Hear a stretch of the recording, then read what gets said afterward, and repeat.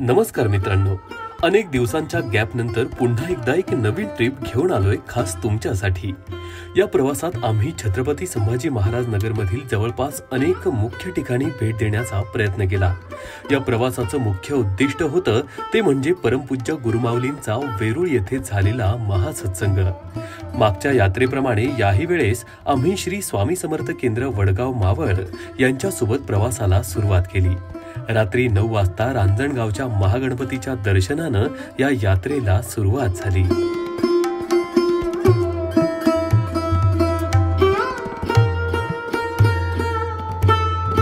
महागणपती रांजणगाव हे पुणे जिल्ह्यातील अष्टविनायकांपैकी एक गणपतीचं मंदिर। रांजणगावचे श्री महागणपती मंदिर पूर्वाभिमुख असून मुख्य रस्त्यावर उजवीकडे आहे। दक्षिणायन आणि उत्तरायण यांच्या मध्यकाळात सूर्याचे किरण मूर्तीवर पडतील अशी मंदिराची वैशिष्ट्यपूर्ण बांधणी केली आहे। मूळ मूर्तीला महापताक असे म्हणतात आणि तिला 10 सोंडे आणि 20 हात असल्याचे सांगितले जाते, परंतु ती तळघरात ठेवलेली आहे। बाप्पाचं दर्शन घेऊन झाल्यावर आम्ही इथेच भोजन करून पुढच्या प्रवासाला लागलो। संपूर्ण रात्र प्रवासात घालवून आम्ही पहाटे 6 वाजता 12 ज्योतिर्लिंगांपैकी एक असलेल्या घृष्णेश्वर मंदिराला भेट दिली।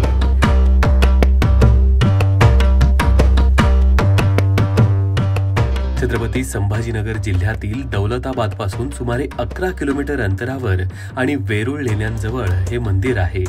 शिवपुराण, स्कंदपुराण, रामायण, महाभारत या ग्रंथात या ठिकाणाचे उल्लेख मिळतात। वेरूळ गावातील येलगंगा नदीजवळ हे मंदिर असून छत्रपती शिवाजीराजे भोसले यांचे आजोबा आणि शहाजीराजे भोसले यांचे वडील मालोजीराजे भोसले यांनी या मंदिराचा प्रथमतः 16व्या शतकात जीर्णोद्धार केला। सध्याचे अस्तित्व असलेल्या मंदिरात इसवी सन 1730 मध्ये मल्हारराव होळकरांच्या पत्नी गौतमीबाईंनी बांधलेले असून नंतर शिवभक्त अहिल्याबाई होळकरांनी या मंदिराचा परत एकदा जीर्णोद्धार केला। मंदिराचे बांधकाम लाल रंगाच्या दगडामध्ये करण्यात आलं आहे। या मंदिराचे नक्षीकाम अवर्णनीय आहे। या मंदिराला 27 सप्टेंबर 1960 रोजी राष्ट्रीय संरक्षित स्मारक म्हणून घोषित करण्यात आलं। घृष्णेश्वर येथे महादेवाची सेवा सेवेकऱ्यांमार्फत करण्यात आली आणि आम्ही वेरूळ लेणीकडे रवाना झालो।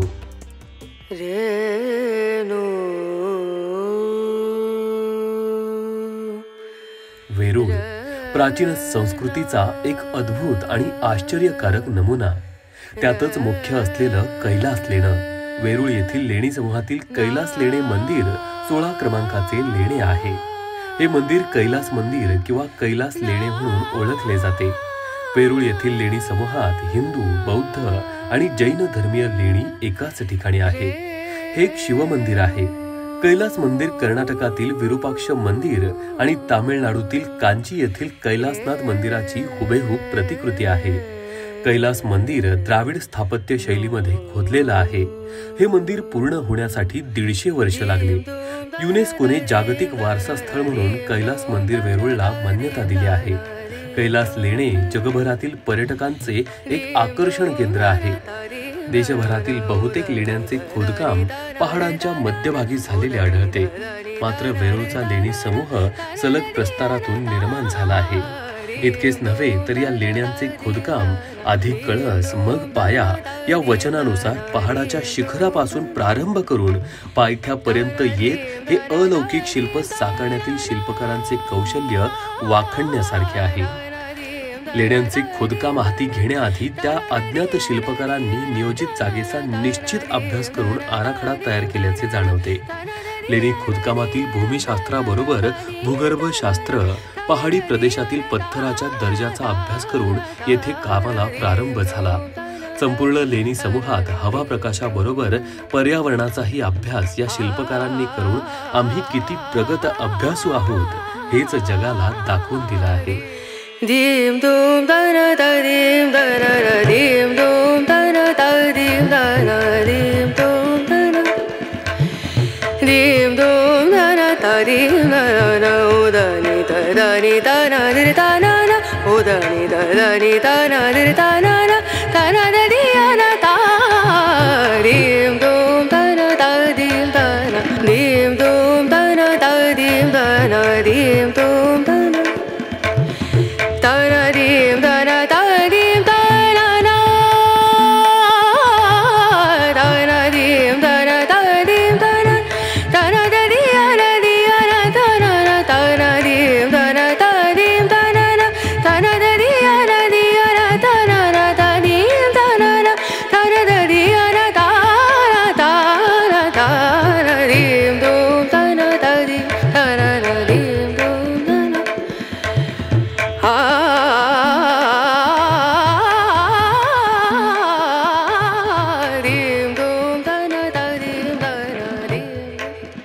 वेरूळ लेण्यांचे अविस्मरणीय दृश्य पाहून आम्ही पुढे मार्गस्थ झालो. आता आम्हाला जायचं होतं एका नावाजलेल्या प्रसिद्ध आणि स्थापत्य कलेचा उत्तम उदाहरण असलेल्या देवगिरीच्या किल्ल्यावर. हिवाळा असल्याने अनेक शालेय सहली इथे आलेल्या होत्या.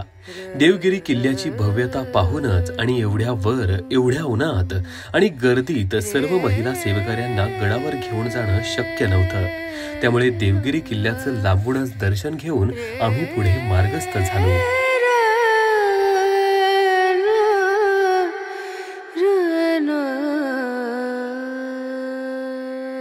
मग आम्ही छत्रपती संभाजीनगर येथील प्रसिद्ध भद्रा मारुती मंदिर या ठिकाणी गेलो. आपण सर्वांनी हनुमानजींच्या विविध मूर्ती अनेकदा पाहिल्या असतील. त्यांना कुठेतरी उभे राहताना, हातात पर्वत उचलताना, छाती फाडताना आणि रामाच्या सुरात लीन होताना पाहिले असेल. पण झोपेच्या मुद्रेत हनुमानजींची मूर्ती पाहणं हा एक अनोखा अनुभव असेल. हे मंदिर प्रसिद्ध आहे कारण भारतात फक्त 3 ठिकाणी हनुमानजींची मूर्ती या अवस्थेत प्रस्थापित आहे आणि भद्रा मारुती मंदिर हे त्यापैकी एक आहे, ज्यामुळे हे मंदिर पर्यटकांचे मुख्य केंद्र आहे. ही आगळी वेगळी मूर्ती पाहण्यासाठी लांबून प्रवासी येतात. भद्रा मारुती मंदिर पूर्वी भद्रावती म्हणून ओळखले जात असे, कारण खुलताबादचा राजा भद्रसेन हा रामाचा मोठा भक्त होता, ज्याने या मंदिराची स्थापना केली होती. या सुंदर अशा मंदिराचं दर्शन घेऊन मग आम्ही निघालो बीबी का मकबरा बघण्यासाठी. बीबी का मकबरा ही वास्तू औरंगजेब याचा मुलगा आझम शहा याने आपली आई रबिया दुरानी उर्फ दिलारास बानो हिच्या स्मरणार्थ बांधून घेतला होता. इसवी सन 1657 मध्ये दिलारास बानो हिचा बाळंतपणात मृत्यू झाला होता. त्यानंतर प्रथम या मकबऱ्याच्या ठिकाणी तिचे दफन करण्यात आले होते. जिथं तिला दफन करण्यात आले तिथेच पुढे जाऊन तिच्या मुलाने हा मकबरा बांधला. खाम नदीच्या जवळ हा मकबरा बांधण्यात आलेला आहे. देश विदेशातून हा मकबरा पाहायला पर्यटक येतात. इथून पुढे आम्ही सरळ आमच्या राहण्याच्या ठिकाणी गेलो आणि तिथून पुढे गुरुमाऊलींच्या सत्संगाची तयारी कशी झालीये हे पाहण्यासाठी. दुसऱ्या दिवशी होणाऱ्या सत्संगासाठी जवळपास 5 लाख भाविक येण्याची शक्यता असल्याने आधीच सर्व तयारी झालेली होती आणि अखेर सत्संगाचा दिवस उजाडला. लाखो भाविकांच्या आणि स्वतः परमपूज्य गुरुमाऊलींच्या उपस्थितीत हा सोहळा पार पडला.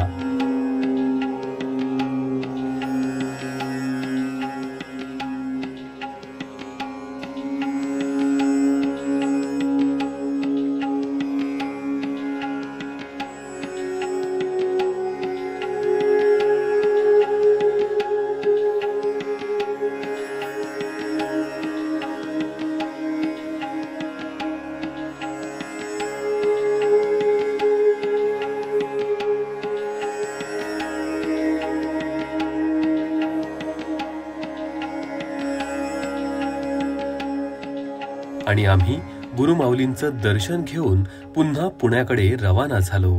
एकंदरच तुम्हाला हा व्हिडिओ कसा वाटला आम्हाला कमेंट करून नक्की सांगा. धन्यवाद.